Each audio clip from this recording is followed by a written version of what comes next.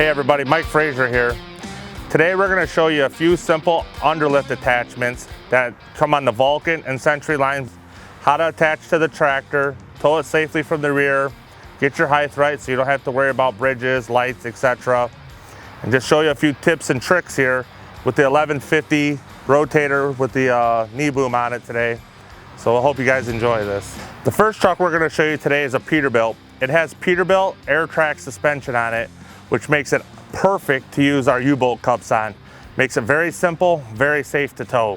So the first thing you do is you chain up your front axle on your tandem axle chassis.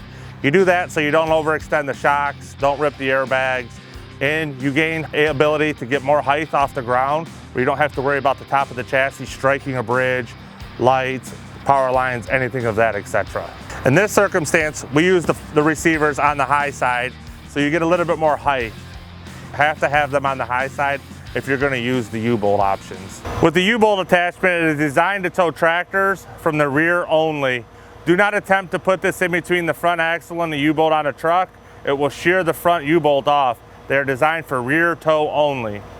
Today we use the grade 80 chain supplied in the Miller Industries chain kit to secure the unit to the truck. Just simply took it around there, hooked it on the hook on the back of the receiver, went over the top, put a chain binder on it, bound it down, wrapped the access chain around it, and secured that chain so it can't fall down and drag. Simply by just using a bungee cord, wrapping it around the binders a few times, go that extra mile and you don't have to worry about not being safe.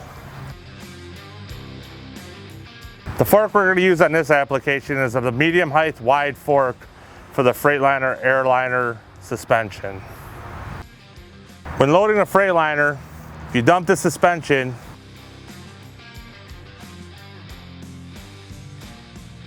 you'll have plenty clearance on the airbag crossmember support to get underneath it with the medium height forks. When chaining down the Freightliner chassis or any chassis at that point, you want to make sure you can clear your airlines, your shocks, anything that can get in the way, any electrical.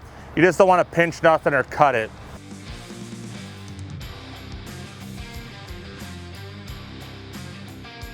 All right, this time we're going to utilize the 5-inch wide fork. The chassis we're using here is a Kenworth with a New Way air ride on it. It's a little bit sloppy in there, so we're going to utilize the spacers that come from Miller Industries. They work great on this application. Once again, just like before, the air suspension is dumped so you can get your maximum height when you can lift it. We're going to put that under there. You get a little bit more clearance with that suspension dump. It makes that traction bar come up a little bit. All right, with the New Way air ride here, we got to chain it a little bit differently. We got to get a little clearance on the airbags here. We don't want it rubbing a hole in it or anything. So we're going to go underneath and utilize the other hook. Come back and back up. It'll give us a little bit more clearance towards the rear of the chassis so we're away from that airbag.